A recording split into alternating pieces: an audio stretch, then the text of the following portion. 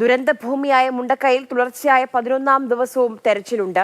ഇന്ന് പ്രദേശവാസികളെ കൂടി ഉൾക്കൊള്ളിച്ച് ജനകീയ തെരച്ചിലാണ് നടത്തുക. അതിനാണ് തീരുമാനം. രാവിലെ 6 മണിക്ക് ദൗത്യം ആരംഭിക്കും. നമുക്കൊപ്പം ഷഹീദ്, എം കമൽ, കെ മധു എന്നിവർ വിവരങ്ങളുമായി ചേരുന്നുണ്ട്. ആദ്യം മധുവിലേക്കാണ്. മധു, ഇന്ന് 11ാം ദിവസമാണ്. ഇക്കഴിഞ്ഞ 10 ദിവസവും ഊർജിതമായി തന്നെ തെരച്ചിൽ നടന്നിരുന്നു. ഓരോ ദിവസവും പല ഭാഗങ്ങളിൽ നിന്ന് മൃതദേഹങ്ങളും ശരീരഭാഗങ്ങളും ഒക്കെ കിട്ടുന്നത് നമ്മൾ കാണുകയും ചെയ്യുന്നുണ്ട്. അവരെയൊക്കെ ആദരവോടെ നമ്മൾ സംസ്കരിക്കുകയും ചെയ്തു. ഇന്ന് ഏതൊക്കെ ഈ ജനകീയ തെരച്ചിൽ എന്ന് പറയുമ്പോൾ ആരൊക്കെ അതിന്റെ ഭാഗമാകും? അത് ഏത് രീതിയിലാണ് ഇപ്പോൾ ആലോചിച്ചിരിക്കുന്നത്? എപ്പോൾ ആരംഭിക്കും?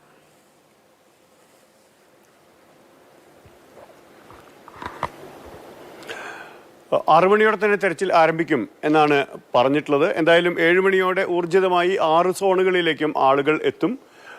ഇപ്പോൾ ഈ പാലത്തിൽ, വേലി പാലത്തിൽ നിൽക്കുമ്പോൾ എന്നെ സംബന്ധിച്ചിടത്തോളം ആദ്യം ഞാനിവിടെ വരുമ്പോൾ ഇത്തരമൊരു പാലമില്ല. ഈ കടന്നു പോകുന്നത് എങ്ങനെയെന്ന് അമ്പരന്ന് നിന്ന ഒരു നേരമുണ്ടായിരുന്നു. അതിനുശേഷമാണ് സൈന്യമെത്തി ആദ്യം ഇപ്പോൾ കാണുന്നതിന് നേരെ വിപരീതമുള്ള സ്ഥലത്ത് ഒരു താൽക്കാലിക പാലം പണിതിട്ടത്. ഈ ആലിൻ്റെ വലതുവശത്തായി ഒരു താൽക്കാലിക പാലം അന്ന് പണിതത്. അതിലൂടെയാണ് ആദ്യം അങ്ങോട്ട് ചെന്നത്. അപ്പോഴേക്കും മണിക്കൂറുകളോളം ഒറ്റപ്പെട്ടു നിന്ന മനുഷ്യർ തീർത്തും അമ്പരന്ന് നിന്ന ഒരു മനുഷ്യരിലേക്ക് ഒരു കൈത്താങ്ങായി അന്ന് എല്ലാവരും കടന്നെത്തുകയായിരുന്നു. സൈന്യം നടത്തിയ ആ ശ്രമം, രക്ഷാപ്രവർത്തകർ നടത്തിയതിൻ്റെ തുടർച്ച, അത് എല്ലാം കഴിഞ്ഞ് പാലം വന്നു. മുണ്ടക്കൈ മേഖലയിലുണ്ടായിരുന്നവരെ, പുഞ്ചിരിമട്ടത്തുണ്ടായിരുന്നവരെ, അട്ടമലയിൽ നിന്ന് പൊട്ടിയൊലിച്ചു വന്നവരെ, അവരെയൊക്കെ ഇങ്ങേ കരയിലേക്ക് കടന്നെത്തിക്കാൻ നമുക്ക് കഴിഞ്ഞു.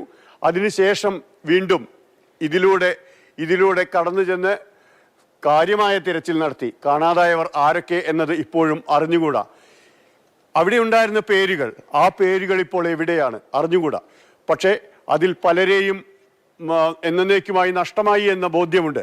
പക്ഷെ അപ്പോഴും ആര്യ, ഏറ്റവും ഇപ്പോൾ നമ്മൾ ദൃശ്യങ്ങളിൽ കാണുന്നത് പഴയ സ്കൂളുണ്ടായിരുന്ന സ്ഥലമാണ്, വെള്ളാർമല സ്കൂള്. ആ മേഖലയൊക്കെ ഒന്നും ഇപ്പോഴില്ല, ഭൂമുഖത്ത് നിന്ന് ഇല്ലാതായി കഴിഞ്ഞു. അപ്പോഴും പ്രിയപ്പെട്ടവരെ തിരിച്ചു കിട്ടിയവരുണ്ട്, ഇനി ഒരിക്കലും തിരിച്ചു കിട്ടാത്തവരുണ്ട്, DNA പരിശോധനയ്ക്കായി ഫലത്തിനായി കാത്തിരിക്കുന്നവരുണ്ട്.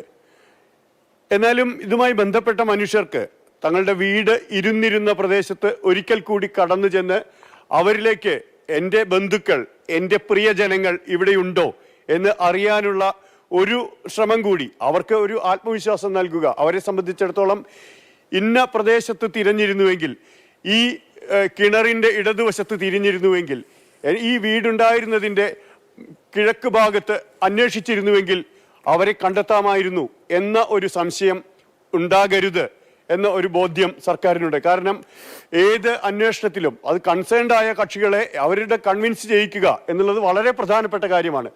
അതിനുള്ള ഒരു ശ്രമമാണ്. എല്ലാവരെയും കൊണ്ടുവരുന്നില്ല. തീർച്ചയായും ആരൊക്കെയാണ് ഇവിടേക്ക് കടന്നെത്താൻ മാനസികമായി സജ്ജരായിട്ടുള്ളവർ എന്നുള്ളത് വളരെ പ്രധാനപ്പെട്ടതാണ്. കാരണം ഏറ്റവും നന്നായി ജീവിച്ചിരുന്ന മനുഷ്യർ ഒരു ഘട്ടത്തിൽ ആരുമില്ലാതെ കടന്നു പോകുന്നു. അവരുടെ പ്രിയപ്പെട്ടതെല്ലാം തുടച്ചെടുത്ത് മാറ്റപ്പെടുന്നു. അത്തരമൊരു ഘട്ടത്തിൽ അത് ഒരിക്കൽ കൂടി കാണാനുള്ള ശേഷി മാനസികമായി ഇല്ലാത്തവർ ആണ് ഒരുപാട് പേര്. നമുക്ക് തന്നെ അറിയാം, ആദ്യം അവിടെ കടന്നു ചെന്നെത്തിയപ്പോൾ, പിന്നീട് ആ മനുഷ്യരോട് സംസാരിച്ചപ്പോൾ മനസാക്ഷിയുള്ള ഒരാൾക്കും കണ്ടു നിൽക്കാൻ പറ്റാത്തൊരു കാര്യമായിരുന്നു അത്. ആ മനുഷ്യരെ സംബന്ധിച്ചിടത്തോളം വീണ്ടും അവരുടെ ആ ഭൂമിയിലേക്ക് തിരിച്ചു ചെല്ലുക എന്നുള്ളത് വലിയ ബുദ്ധിമുട്ടുള്ള കാര്യമാണ്. ആ മനുഷ്യരെ പക്ഷേ ബോധ്യപ്പെടുത്തുക എന്നുള്ളത് അതിലേറെ പ്രധാനവുമാണ്. ആ സാഹചര്യത്തിലാണ് ഇന്ന് എല്ലാവരും തെരച്ചിൽ നടത്തുന്നത്. മുഴുവൻ സുരക്ഷാ പ്രവർത്തകരുമുണ്ട്. ഈ ദിവസങ്ങളിൽ ഇവിടെ വന്നെത്തിയ മുഴുവൻ ആളുകളും, അത് യൂണിഫോം ഇട്ടവരാകട്ടെ യൂണിഫോം ഇല്ലാത്തവരാകട്ടെ, മനസ്സിൻ്റെ ആ കൈത്താങ്ങിൻ്റെ കവചവുമായി കടന്നെത്തിയവരാകട്ടെ, അവരെല്ലാവരും ഒരിക്കൽ കൂടി എത്തുന്നു. മന്ത്രിമാർ ഇതിനൊപ്പം ഉണ്ടാകും എന്ന് പറയുന്നു. 190 പേരാണ് ഈ പ്രദേശവാസികൾ ഇവർക്കൊപ്പം ഉണ്ടാകുന്നത്. ദിവീഷ് നമുക്കൊപ്പം ഉണ്ട്. ദിവീഷ് എന്നെക്കാളും മുമ്പേ വന്ന് മുണ്ടക്കൈ അങ്ങാടിയിലേക്ക് പോകാനായി വന്നിട്ടുള്ളതാണ്. ദിവീഷ് പക്ഷേ അങ്ങോട്ട് കടക്കാൻ പറ്റിയില്ല. പാലം തുറക്കാൻ കുറച്ച് നേരം കൂടി കഴിയും അല്ലേ? 7 മണിക്ക് ശേഷം മാത്രമേ അങ്ങോട്ടേക്ക് പ്രവേശനമുള്ളൂ എന്നാണ് അറിയിച്ചിരിക്കുന്നത്. എന്തായാലും ഇന്നത്തെ ദിവസം വളരെ പ്രധാനപ്പെട്ട, അദ്ദേഹം നേരത്തെ സൂചിപ്പിച്ചതുപോലെ തന്നെ ഇവിടുത്തെ ബന്ധുക്കൾക്ക് അവർക്കൊരു ആശ്വാസം ഉണ്ടാക്കുക എന്നത് ഏറ്റവും പ്രധാനപ്പെട്ട. 6 മണിക്ക് അല്ലേ? 6 മണിക്ക് തുറക്കും. പറയാൻ പറ്റില്ല. ഓക്കെ, 6 മണി. 6 മണിക്ക് തുറക്കും. അപ്പോൾ 7 മണിയല്ല, നേരത്തെ ഒരു തിരുത്തുണ്ട്, 1 മണിക്കൂർ മുമ്പ്. അപ്പോൾ 6 മണിക്ക് മുതൽ നമുക്ക് അങ്ങോട്ടേക്ക് കയറാം. ഇപ്പോൾ ഏറ്റവും പ്രധാനമായിട്ടും ബന്ധുമിത്രാദികളൊക്കെ കൂടുതലും വരാൻ സാധ്യതയുള്ള സ്ഥലമാണ് ചുരൽമല. മുണ്ടക്കൈയുടെ ഒരു ഭാഗത്തേക്കും ആളുകൾ വരും, പിന്നെ പുഞ്ചിരിമട്ടം. അപ്പോൾ നമ്മൾ പ്രതീക്ഷിക്കുന്നത് ഇന്നത്തോടെ ഈ ആളുകളുടെ അവരുടെ ഒരു വല്ലാത്ത നൊമ്പരമുണ്ടോ, അല്ലെ നമ്മളായിട്ട് തിരഞ്ഞില്ല നമ്മുടെ പ്രിയപ്പെട്ടവരെ, അല്ലെങ്കിൽ മറ്റ് സംവിധാനങ്ങളൊക്കെ അതിൻ്റെ എല്ലാ അർത്ഥത്തിലും ഏറ്റവും കഠിനാധ്വാനം ചെയ്ത് ഈ ഒരു ദൗത്യം പൂർത്തിയാക്കിയെങ്കിലും നമുക്ക് വ്യക്തിപരമായി അവരവരുടെ ആളുകളെ തിരഞ്ഞില്ല അല്ലെങ്കിൽ തിരയാൻ പറ്റിയില്ല എന്നുള്ളൊരു സങ്കടമുണ്ടാവും. അപ്പോൾ അതുകൂടി സത്യത്തില്ലേ മധുവേട്ട, അതൊന്ന് അവരെ മാനസികമായിട്ട് നമ്മളും കൂടി ഒന്ന് തിരയാൻ കഴിഞ്ഞു, അല്ലെങ്കിൽ നോക്കാൻ കഴിഞ്ഞു, നമ്മുടെ വീടും അതിൻ്റെ ചുറ്റുപാടുമൊക്കെ നമ്മളായിട്ട് കൂടി പരിശോധിച്ചു എന്ന് അവരുടെ കൂടി ഒരു മാനസികമായിട്ട് അവർക്കൊരു അല്പം ആശ്വാസമാണിത്. ആശ്വാസം എന്ന് പറയാൻ പറ്റില്ല, പക്ഷെ ഒരു അവരെ ഒന്ന് ആശ്വസിപ്പിക്കുക, സമാധാനിപ്പിക്കുക എന്ന നമ്മുടെ ഒരു സംവിധാനം ചെയ്യുന്ന ആ ഒരു പ്രക്രിയയാണ് ഇന്ന് യഥാർത്ഥത്തിൽ നടക്കുന്നത്. കാരണം കുറച്ച് സമയം കഴിയുന്നതോടുകൂടി പൂർണ്ണമായും പ്രധാനമന്ത്രിയുടെ സന്ദർശനവുമായി ബന്ധപ്പെട്ട് ഈ സ്ഥലമൊക്കെ അതിൻ്റെതായ നിയന്ത്രണത്തിലേക്ക് മാറും. അപ്പോൾ അതുവരെ കൃത്യമായി വേഗത്തിൽ ഈ കാര്യങ്ങൾ പൂർത്തീകരിക്കുക. മന്ത്രിയൊക്കെ ഇന്നലെ പറഞ്ഞ വളരെ ആദ്യമായിട്ടായിരിക്കും ഇങ്ങനെ ഒരു പക്ഷേ തിരച്ചില്ല ഇങ്ങനെ ബന്ധുക്കളെ ദിവിഷ, ഞാൻ ഇപ്പോൾ കർണാടകത്തിലെ ഷിരൂരിലെ തിരച്ചിൽ കുറേ ദിവസങ്ങൾ 2 ആഴ്ചയോളം കഴിഞ്ഞിട്ട് വന്ന മനുഷ്യനാണ്. അപ്പോൾ എന്നെ സംബന്ധിച്ചിടത്തോളം അവിടെ നമ്മൾ കണ്ട ഏറ്റവും പ്രധാനപ്പെട്ട കാര്യം അർജുന്റെ ബന്ധുക്കളെ ഇക്കാര്യം ബോധ്യപ്പെടുത്തുന്നതിൽ നമുക്ക് വീഴ്ച പറ്റി എന്നുള്ളൊരു യാഥാർത്ഥ്യമാണ്. യാഥാർത്ഥ്യം എല്ലാവരും എന്തായാലും ഉൾക്കൊണ്ടിട്ടുണ്ട്. പക്ഷെ അതിനപ്പുറത്ത് അതിൽ ഇരയായ ആളുകളെ അത് കൃത്യമായി ബോധ്യപ്പെടുത്തുക എന്നുള്ളത് വളരെ പ്രധാനപ്പെട്ട കാര്യമാണ്. ഇത് ആശ്വാസം എന്നത് ആ അർത്ഥത്തിൽ ആശ്വാസമാകുന്നത് അജ്ഞാതനാമാവായി കിടക്കുന്ന ഒരാളെ സംബന്ധിച്ചിടത്തോളം അയാൾ എപ്പോൾ വേണമെങ്കിലും തിരിച്ചു വരും എന്നുള്ള ഒരു വ്യാജ പ്രതീക്ഷയിൽ ഒരു കുടുംബത്തിന് ജീവിക്കേണ്ടി വരുന്നത് ഒരു നിസ്സഹായാവസ്ഥയാണ്. അതിനപ്പുറത്ത് ഒരു വിരലിൻ്റെ തുമ്പ് കിട്ടിയാൽ, ഒരു പാദത്തിൻ്റെ ഒരു കഷണം കിട്ടിയാൽ, ആ DNA പരിശോധനയിൽ തെളിഞ്ഞാൽ ഇതാ ആ ആത്മാവിന് ശാന്തി പകരാനായുള്ള എല്ലാ ശ്രമങ്ങളും അടുത്ത നിമിഷം മുതൽ തന്നെ വിശ്വാസത്തിന്റെ പുറത്തു കൂടി ആരംഭിക്കാൻ കഴിയും. അത്തരം വിശ്വാസങ്ങളാണ് മനുഷ്യരാശി എന്നും മുന്നോട്ട് കൊണ്ടുപോയിട്ടുള്ളതും.